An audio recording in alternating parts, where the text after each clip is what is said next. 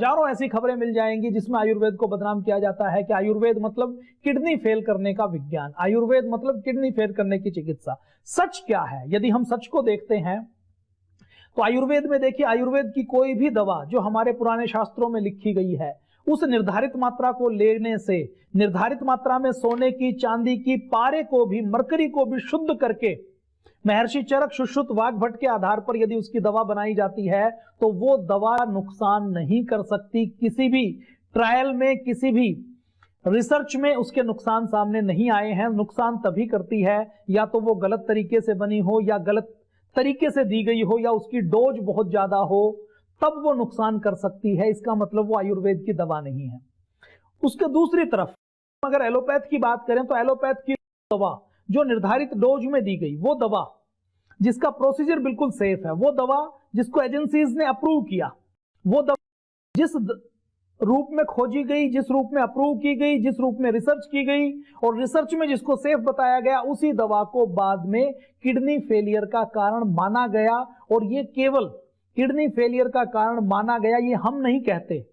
जब रोगियों की, सैकड़ों, हजारों, लाखों रोगियों की किडनी फेल हुई और किडनी फेल होने के बाद भी जिनके अकाट्य प्रमाण मिले कि ये तो केवल इसी दवा से होती है, उन केसेस में उन दवाओं के ऊपर बैन लगाया गया, कंपनियों के ऊपर जुर्माना लगाया गया। उन्होंने अपनी गलती स्वीकार की, किडनी ट्रांसप्लांट जो हुए उसकी भरपाई उन्होंने दी, उन्होंने उसका हर्जाना दिया, अपने ब्रांड को वापस लेते हुए उसकी गलती मानी। ऐसे सैकड़ों एग्जाम्पल हैं। तो मैं दर्शकों से पूछना चाहूंगा कि आप बताइए, किडनी फेल करने का जिम्मेदार आयुर्वेद है या एलोपैथी है? सच ये है कि किडनी फेल करने का जिम्मेदार, ये मैं आपके सामने एक और कटिंग दिखा रहा हूं, जिस दवा को सबसे सेफ माना जाता है। आप कोई भी दवा लेने के लिए डॉक्टर के पास जाएं, डॉक्टर की जो पहली कलम चलेगी, वो पहली कलम चलती है एंटासिड पर, कि वो जो दवा देंगे उस दवा का इफेक्ट लीवर पर आएगा, लीवर पर इफेक्ट आएगा तो डाइजेस्टिव सिस्टम काम, या कब्ज होगी, या खट्टी डकारें आएंगी, या आईबीएस होगा, या पेट की कोई गड़बड़ी होगी। तो डॉक्टर क्या काम करता है? आपको कोई भी पेन किलर देगा, कोई भी स्टेरॉइड देगा, कोई भी एंटीबायोटिक देगा, तो उससे पहले वो अपने पर्चे के ऊपर एक दवा लिखता है जिसको एंटासिड कहा जाता है, जिसको डॉक्टर ये कहता है कि सुबह आप उठें तो सुबह उठते ही आपको कोई गंगाजल, कोई चरणामृत नहीं लेना, सुबह उठकर आपको कुछ और नहीं लेना, सुबह उठते ही आपको सबसे पहले एंटासिड लेनी है। ये एंटासिड आप खाएंगे सुबह उठकर खाली पेट, ये आपके एसिड को, आपका डाइजेस्टिव सिस्टम एसिडिटी नहीं बनाएगा, आपको दवा का जो साइड इफेक्ट है वो महसूस नहीं होगा। उसके बाद आपको वो कहेगा कि आपको ये कोर्स लेना है, जिस एंटासिड को डॉक्टर बिना झिझक के, किसी को जरूरत हो ना हो, अगर एक डॉक्टर की ओपीडी में 500 मरीज आते हैं तो 500 मरीजों में से 450 मरीजों को वो एंटासिड लिखता है, उसको बिल्कुल सेफ माना जाता है। उसके बारे में ड्रग कंट्रोलर ऑफ इंडिया ये कहते हैं कि ये जो एंटासिड है, इस एंटासिड के कारण लोगों की किडनी फेल हो सकती है। और ये जो एंटासिड का बाजार है, ये कितना बड़ा है? पेन डी के नाम से, पेन के नाम से, पेंटोप डी के नाम से, पेंटासिड के नाम से, पेंटोसिड के नाम से, सन फार्मा की, एल्कम की, अरिस्टो फार्मा की, ये जो दवा बिकती हैं, ये 200, 300 करोड़ की बिकती हैं पूरे भारत में। केवल एंटासिड का, जिनको प्रोटीन पंप इनहिबिटर भी कहा जाता है, पीपीआई कहा जाता है, इनका जो बाजार है वो कई हजार करोड़ का बाजार है। डॉक्टर इनको लिखते हैं। वो जो छोटी सी दवा जो 2 रुपए में आ सकती है, उस दवा की 20 रुपए 30 रुपए कीमत भी लेते हैं। कीमत ज्यादा ले इसकी चिंता नहीं है, लेकिन वो जो एंटासिड आप लेते हैं, वो एंटासिड आपकी किडनी को फेल कर सकता है। ये जो पीपीआई लेते हैं कि दिल में जलन ना हो, गैस ना बने, जलन ना हो, खट्टी डकारे ना हो, इसके बारे में यूएस के डॉक्टर हैं जो बड़े नेफ्रोलॉजिस्ट माने जाते हैं, डॉक्टर प्रदीप अरोड़ा, वो कहते हैं, उन्होंने ग्लोबल एक रिसर्च की और बीएमसी नेफ्रोलॉजी में इसको पब्लिश किया। वो कहते हैं टाइम्स ऑफ इंडिया से बात करते हुए कि ये जो पीपीआई हैं, इनको 20 साल पहले, जो प्रोटीन पंप इनहिबिटर हैं, इनको 20 साल पहले खोजा गया था। और एंटासिड में इनको यह माना जाता था कि ये दुनिया की सबसे सेफ दवाएं हैं, इनका कोई साइड इफेक्ट नहीं हो सकता। तो इन एंटासिड के कारण, इन पीपीआई के कारण आज लोगों की किडनी फेलियर हो सकती है और सबसे ज्यादा इसका नुकसान किडनी के ऊपर होता है। वो कहते हैं कि ये एंटासिड किसी भी व्यक्ति को 8 हफ्ते से कम दी जानी चाहिए, और अगर 8 हफ्तों से 1 दिन भी ज्यादा दी जाती है तो उस व्यक्ति की किडनी फेल हो सकती है, उसके ऊपर मॉनिटरिंग रखनी चाहिए। तो जो एंटासिड जो खाली पेट ली जाती है, जो हर दवाई के साथ दी जाती है, वो भी किडनी फेल करने का काम कर सकती है। किडनी की बीमारी कितनी बढ़ रही है आप अंदाजा लगाइए। आज डायलिसिस करना, डायलिसिस पूरे हॉस्पिटल के लिए बहुत मुनाफे का काम है। एक बार किसी व्यक्ति की किडनी खराब हुई, वो एक बार डायलिसिस पर आया तो उसको सारी उम्र डायलिसिस के ऊपर रहना पड़ता है, और डायलिसिस के ऊपर बड़ा सा चीरा भी लगता है। डायलिसिस की जो प्रक्रिया है बहुत पेनफुल है, पूरा परिवार डिस्टर्ब हो जाता है। डायलिसिस करवाने के लिए घंटों लाइन में लगना पड़ता है। एक हफ्ते में एक बार या 2 बार या 3 बार व्यक्ति डायलिसिस करवाने के लिए जाता है। 5-10 से लेकर 15-20 हजार तक एक बार डायलिसिस करवाने में खर्च करता है। और डायलिसिस करवाने के जो इंजेक्शन हैं, जो सस्ते सस्ते इंजेक्शन हैं, हॉस्पिटल में महंगे इंजेक्शन मिलते हैं, और हॉस्पिटल में डॉक्टर के लिए भी ये माना जाता है कि यदि उसके पास डायलिसिस की मशीनें हैं और डायलिसिस के पेशेंट हैं तो उसकी रेगुलर इनकम का साधन है। व्यक्ति जब तक जिएगा तब तक डायलिसिस करवाएगा, और डायलिसिस करवाएगा तो उनका हॉस्पिटल अधिक मुनाफे में चलेगा। आज आपने देखा होगा कि जो बड़े बड़े राजनेता हैं उनकी किडनी फेलियर हो रही है। किसकी? अमर सिंह का नाम आपने सुना होगा, बहुत बड़े राजनेता थे, उनकी किडनी फेलियर हुई। सुषमा स्वराज का नाम आपने सुना होगा, उनकी किडनी फेलियर हुई। किडनी ट्रांसप्लांट करवाया गया, सिंगापुर में जाकर उन्होंने किडनी ट्रांसप्लांट करवाया, लेकिन किडनी ट्रांसप्लांट करवाने के बाद, डायलिसिस के बाद भी, दुनिया की अच्छी से अच्छी दवा लेने के बाद भी वो लोग किडनी ट्रांसप्लांट के 2-3 साल के भीतर ही इस दुनिया से चले गए। इसका मतलब क्या है? इसका मतलब यह है कि उन्होंने दुनिया की बेस्ट से बेस्ट मेडिसिन लेने की कोशिश की, लेकिन वो दुनिया की अच्छी से अच्छी मेडिसिन भी उनकी किडनी को बचाने के लिए काम नहीं आ पाई। किडनी ट्रांसप्लांट भी करवाया तो ट्रांसप्लांट दुनिया के सबसे अच्छे हॉस्पिटल में करवाने के बाद भी उनकी किडनी बच नहीं पाई। कोरोना काल में आप सबने देखा होगा कि कोरोना काल में बहुत बड़ी मात्रा में लोगों को स्टीरॉयड दिए गए, बहुत बड़ी मात्रा में बिना जरूरत की दवाएं दी गई।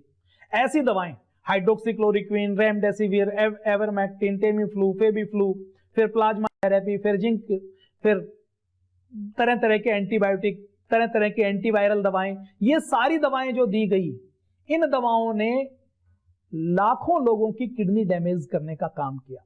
मैं सुबह सुबह वॉक पर जाता हूं, तो वॉक पर जाते हुए एक व्यक्ति मिले, उन्होंने कहा कि कोरोना काल में हमने अपनी मिसेज को हॉस्पिटल में एडमिट करवाया था, और हॉस्पिटल में एडमिट करवाने के बाद वो जिंदा तो बची, लेकिन जिंदा बचने के बाद उनका लगातार अब डायलिसिस होता है। वो व्यक्ति 20-25 हजार रुपए की नौकरी करता है, 20-25 हजार रुपए की नौकरी करते हुए डायलिसिस करवाना बहुत मुश्किल है। अभी मेरे पास पिछले हफ्ते लखनऊ के भाई संतोष जी आए, उनके 12 साल का बेटा, 12 साल के बेटे को जब हम देखते हैं तो वो दिखने में 5-6 साल का लगता है। उनसे जब पूछा कि इनको क्या होगा, तो उन्होंने बताया कि इनकी किडनी खराब हो गई है। मैंने कहा कि किडनी कैसे खराब हुई? तो उन्होंने कहा कि जब ये छोटा था तो हमने इनको एंटीबायोटिक दी थी, बुखार की दवा दी थी, और बुखार की दवाई के बाद इनकी किडनी श्रिंक हो गई, और किडनी फंक्शन नहीं करने के कारण इनका क्रेटिनिन लगातार बढ़ा रहता है। उस व्यक्ति जिसका, वो छोटा सा बच्चा जो बिल्कुल स्वस्थ होना चाहिए, जिसने कभी कोई किसी भी प्रकार के टॉक्सिन्स, किसी प्रकार के विषाक्त भोजन का, किसी प्रकार के नशे का सेवन नहीं किया, उस बच्चे के किडनी के अंदर क्रेटिनिन बढ़ गया, किडनी खराब हो गई, हाइट और उसका विकास रुक गया। उसका सब जगह ट्रीटमेंट करवाने के बाद उसको योग, आयुर्वेद, नेचुरोपैथी की शरण में लाया गया, तो पहली बार पिछले 7 सालों में उनका क्रेटिनिन 5 से कम आया। वो दिखाने के लिए आए थे, 1 हफ्ता रुककर आयुर्वेद प्राकृतिक चिकित्सा के हिसाब से दिनचर्या जीकर जब 5 से कम उनका क्रेटिनिन आया तो उनके माता पिता की आंखों में आंसू थे कि हमारा सपना था कि हमारे बेटे का क्रेटिनिन 5 से कम हो जाए, और पहली बार आज 5 से कम क्रेटिनाइन इसका आया है। तो छोटे छोटे बच्चे, मासूम बच्चे, जिनको हम पैरासीटामोल से लेकर दूसरे सिरप बिना देखे, माएं अपने घर में, एक घर में केमिस्ट की शॉप बना रखी है, डॉक्टर से ज्यादा बड़ी डॉक्टर वो बनी हुई है। बच्चे को थोड़ी सी सर्दी जुकाम हुई, तुरंत शीशी खोलती हैं, शीशी खोलकर मीठा मीठा सिरप निकालकर बच्चे की नाक बंद करके जबरदस्ती उसके अंदर डाल देती हैं, और ये भी नहीं सोचती कि ये पैरासीटामोल का घोल या पैरासीटामोल का सिरप या एंटीबायोटिक का सिरप कितना नुकसान कर सकता है। छोटे छोटे बच्चों की किडनी डैमेज करने का काम आज एलोपैथी दवाओं के कारण हो रहा है। हम कोई भी कोलेस्ट्रॉल की दवा लेते हैं, हम बीपी की दवा लेते हैं, हम बुखार की दवा लेते हैं, हम दर्द की दवा लेते हैं, हम गठिया की दवा लेते हैं, उनके कारण किडनी फेल हो रही है। मैं नाम के साथ, ब्रांड के साथ आपके साथ बात करने वाला हूं। जो दवाएं खुले रूप में मिलती हैं, जिनको किसी डॉक्टर के प्रेस्क्रिप्शन की आवश्यकता नहीं है, जिनको इतनी सेफ माना जाता है कि इनको कोई भी ले सकता है, उन दवाओं के कारण किडनी फेल हो रही है। ऐसी दवा जो 100 साल पहले लॉन्च की गई, 80 पहले लॉन्च की गई, 50-60 साल तक लोगों को खिलाते रहे, लोग उसको सेफ मानते रहे, किसी की किडनी फेल भी हो गई तो वो दवा के ऊपर ब्लेम नहीं कर पाए।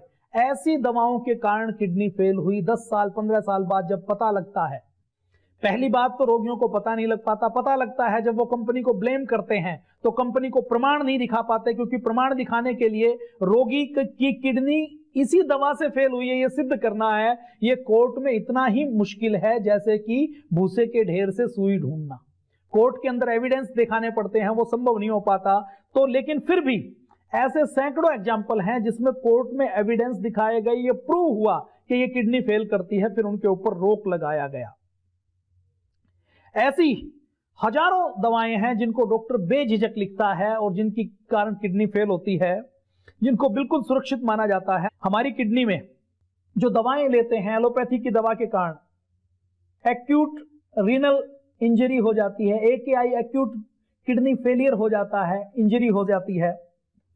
किडनी की जो नलिकाएं हैं उनमें किसी प्रकार की रुकावट आ जाती है, वो हमारे ब्लड को प्यूरिफाई नहीं कर पाती। हम जो कुछ भी खाते हैं वो खाना खाने के बाद जो कुछ हम खाते हैं और शरीर के अंदर की क्रियाओं के कारण हमारे शरीर के अंदर जो लिक्विड है, जो खून है, उसको प्यूरिफाई करने का काम किडनी का है। खून के अंदर किसी भी प्रकार के जब टॉक्सिन्स आते हैं तो वो जो ब्लड किडनी के अंदर जाता है एक पार्टिकुलर प्रेशर के साथ जाता है। किडनी के अंदर जो छोटे छोटे नेफ्रॉन हैं, आप ये समझ लीजिए कि आपके घर के अंदर कोई जो बड़ा सा फिल्टर है ना, आपने AC का फिल्टर देखा होगा, गाड़ी का फिल्टर देखा होगा, उस फिल्टर के अंदर जो एक सुराख है उसको एक कोशिका माने तो उसको एक नेफ्रॉन बोलते हैं, जिसके अंदर ब्लड जाता है तो वो नेफ्रॉन ब्लड के अंदर से इंप्यूरिटीज को छान देता है, छान कर उनको पेशाब के रास्ते बाहर निकाल देता है और ब्लड को, जो प्यूरिफाइड ब्लड है, उसको बॉडी के अंदर भेज देता है। ये नेफ्रॉन काम करते हैं। ये जो हमारे शरीर की प्राकृतिक रूप से छलनी है, जो हमारी किडनी है, एलोपैथी की दवाओं के कारण किडनी किस प्रकार से फेल होती है,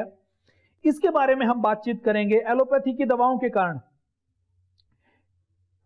कई बार किडनी के बीच में, नलिकाओं के बीच में सूजन आ जाती है। कई बार पेशाब के रास्ते प्रोटीन को किडनी को निकालना नहीं चाहिए, लेकिन वो प्रोटीन को निकालना शुरू कर देती है। कई बार हमारे शरीर के अंदर जो एल्कली और एसिडिक, जो हमारे यहां संतुलन होना चाहिए, बैलेंस होना चाहिए, वो बिगड़ जाता है। कई बार हमारे शरीर के अंदर जो इलेक्ट्रोलाइट्स हैं वो बिगड़ जाते हैं, सोडियम पोटेशियम का जो रेशो है वो बिगड़ जाता है, उसमें डिसऑर्डर पैदा हो जाता है। किडनी के अंदर ब्लड के प्रेशर का यदि किसी भी प्रकार के चेंजेस आते हैं तो वो भी किडनी की अलग से बीमारी का कारण बन जाते हैं। किडनी की दवाओं के कारण, या जिनको डायबिटीज है या डायबिटीज की दवा खाते हैं, या जिनको हार्ट की कोई बीमारी है, या जिनको किसी भी प्रकार का इन्फेक्शन है, इन इन्फेक्शन की जब हम दवा देते हैं, लगातार डायबिटीज की दवा देते हैं, या जिनको डायबिटीज है उनके बारे में एक एक्सपर्ट ये मानते हैं कि जो डायबिटीज की दवा ली जाती है, हार्ट की दवाएं ली जाती हैं, इन्फेक्शन की दवा ली जाती हैं, एंटीबायोटिक ली जाती हैं, उसमें किडनी इंजरी होने के मामले 60% तक होते हैं। मतलब पूरे देश व दुनिया में जितने लोगों की किडनी खराब हो रही है, एक्सपर्ट का ये कहना है कि किडनी नेचुरल तरीके से भगवान ने हमें जितनी किडनी की जरूरत है उससे एक फालतू दी है। एक किडनी से भी व्यक्ति जीवित रह जाता है, लेकिन भगवान ने 2 दी हैं। ये एलोपैथी की दवाएं इतनी खराब करती हैं, इतनी नुकसानदायक होती है कि ये 2 की 2 किडनी को भी खराब कर देती हैं, जिससे किसी नए व्यक्ति से एक नई किडनी लेनी पड़ती है। तो एक्सपर्ट की राय ये है, कुछ एक्सपर्ट का मानना है कि ये जो डायबिटीज की, हार्ट फेलियर की या इंफेक्शन की हम दवाएं लेते हैं, उससे 60% तक जिनकी किडनी खराब होती है वो जिम्मेदार हैं।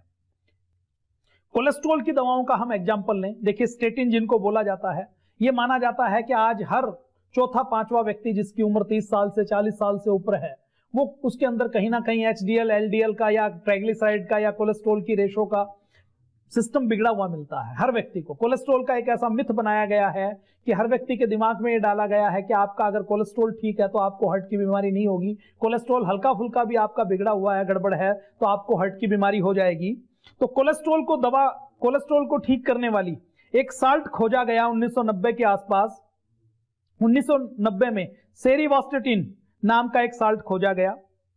सिंथेटिक स्टेटिन के रूप में, ये कोलेस्ट्रॉल को कम करने के रूप में, इसको बायर एजी फार्मा कंपनी ने बायकोल के नाम से इसकी दवा, इसका ब्रांड बनाया, जिसका साल्ट सेरिस्टावेन था। 1990 में एफडीए से इसको अप्रूवल लिया।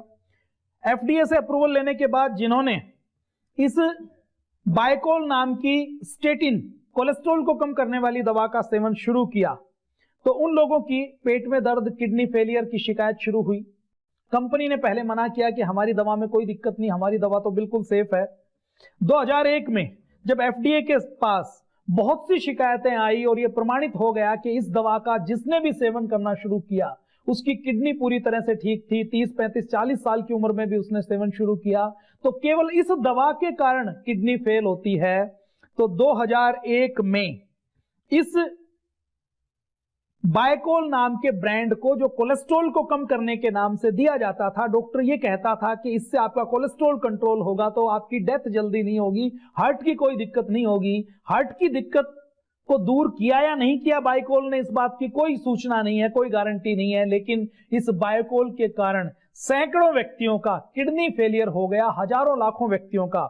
जिन लोगों ने इसका सेवन किया उनकी किडनी के ऊपर डैमेज शुरू हो गया, और 2001 में जब यह प्रमाणित हुआ कि इसके कारण किडनी फेल होती है तो इसको बाजार से वापस लिया गया। लेकिन 11 साल तक ये कोलेस्ट्रॉल को कम करने वाली दवा बिकती रही।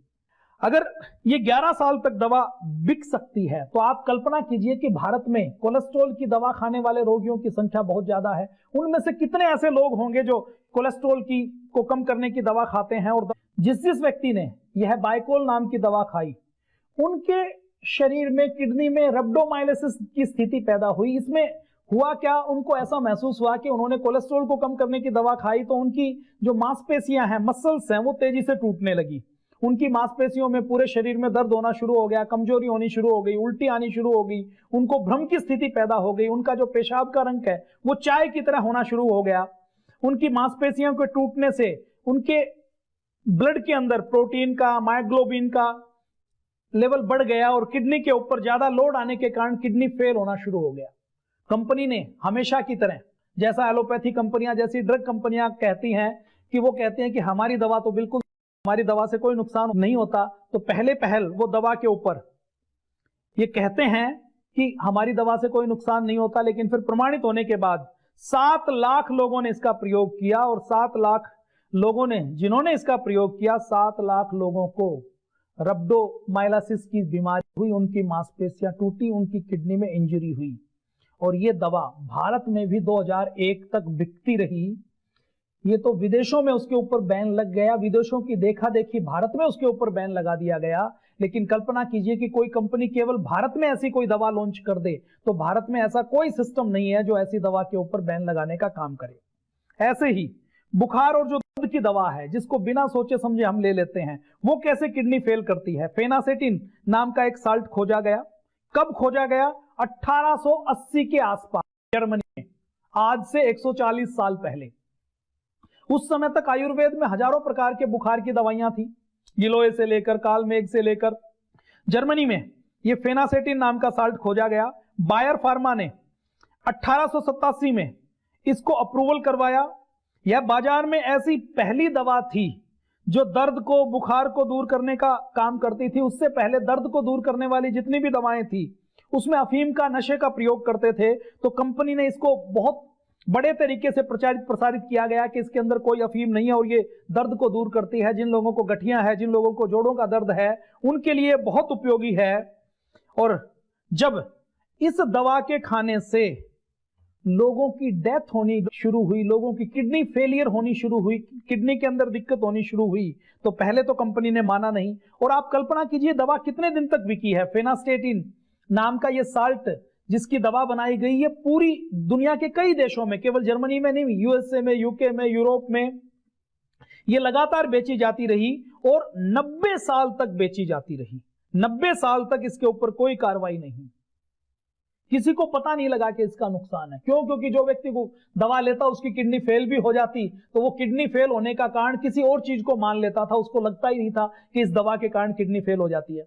अमेरिका के एक बहुत बड़े बिजनेसमैन थे, हार्वर्ड रॉबर्ट ह्यूजेस जूनियर।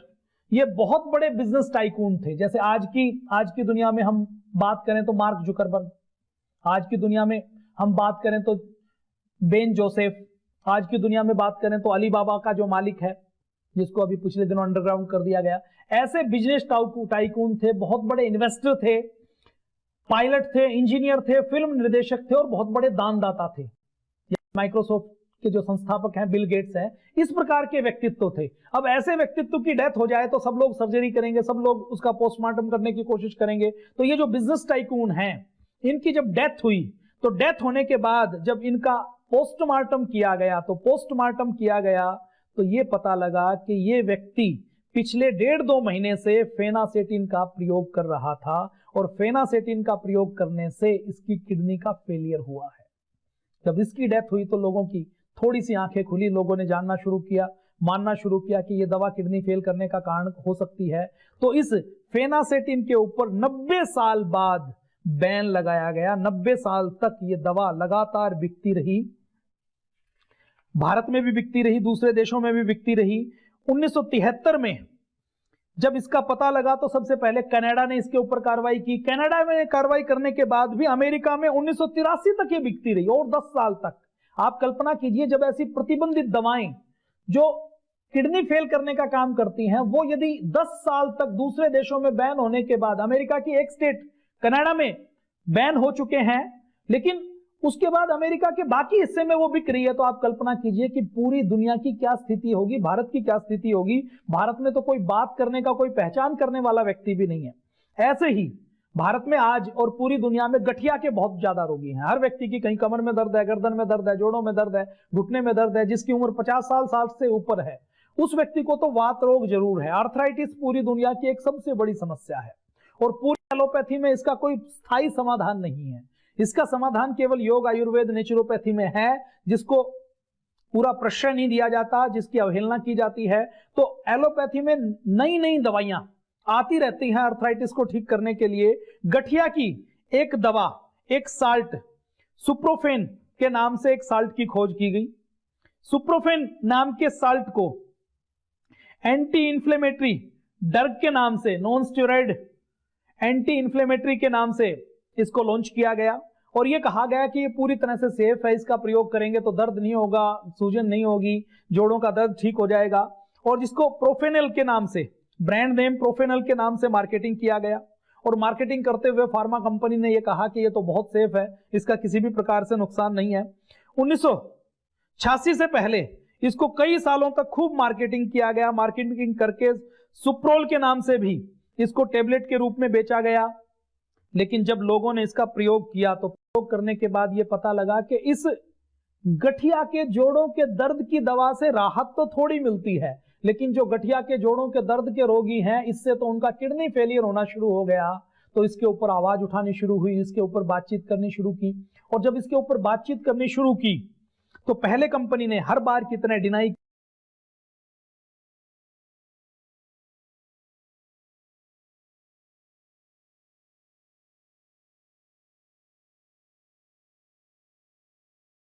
आया गया, प्रमाणित किया गया कि नुकसान करती है। तो 1986 में कई साल बाद इस दवा के ऊपर पूरी दुनिया में बैन लगाया गया। तो गठिया की जोड़ों की दवा आज हजारों लाखों रोगी लेते हैं। मैं अभी अपने एक परिचित के यहां था, उनको भयंकर गठिया की समस्या रही, जोड़, उंगलियां टेढ़ी हो गई, भयंकर बुखार की स्थिति, हर समय बॉडी में हीट और बुखार बना रहता। मैंने उनसे पूछा कि आपने अपने आप को कैसे ठीक किया, तो उन्होंने कहा कि मैंने मुंबई, गुजरात सब जगह दिखाया, लेकिन सब जगह दिखाने के बाद भी जो स्टेरॉइड दिए गए उसने मेरी हालत को और ज्यादा खराब कर दिया। तो उन्होंने बताया कि मैंने शाम को भिगोकर गिलोय की एक डंडी इतनी को, उंगली जितनी मोटी, उसको शाम को कूटकर मिट्टी के बर्तन में भिगोया, सुबह थोड़ा सा उसको गर्म किया और गर्म करके 1 कप उसको लेना शुरू किया। फिर उसने कहा कि शाम को मैंने हरसिंगार के पत्ते, हरसिंगार लेना शुरू किया और थोड़ा सा अश्वगंधा का पाउडर लेना शुरू किया। इन 3 चीजों से मेरा बुखार चला गया और मुझे अर्थराइटिस में इतनी राहत है कि मैं अपने घर परिवार के सारे काम अच्छे से निपटा पाती हूँ। फिर उसने बताया कि ये जो मेरा अर्थराइटिस है, ये हेरिडिटी से है, आनुवांशिक है, मतलब दादी जी को था, दादी से पोतियों में आ गया और केवल उनको नहीं था, उनकी दोनों बहनों को भी अर्थराइटिस है। वो बहनें एलोपैथी का इलाज लेती हैं तो एलोपैथी के इलाज से वो लगातार परेशान है। अब गठिया की दवा वो जो महंगे मुंबई के, दिल्ली के एम्स के डॉक्टर से लेती हैं, कोई मरीज लेता है, वो कभी सपने में भी नहीं सोच सकता कि ये जो गठिया की दवा मैं ले रहा हूं, ये गठिया की दवा मेरे लिए किसी किडनी फेलियर का कारण बन सकती है। गठिया की दवा के कारण हार्ट फेल भी होता है, हमने एग्जाम्पल दिए। गठिया की दवा के कारण लीवर फेल भी होता है और गठिया की दवा के कारण किडनी फेलियर भी होता है। तो जिस दवा को हम महंगे डॉक्टर से 1000 रुपए, 500 रुपए की स्लिप बनवाकर, प्रेस्क्रिप्शन करवाकर जब लेते हैं, तो उसकी कोई गारंटी नहीं है कि वो ठीक होगी।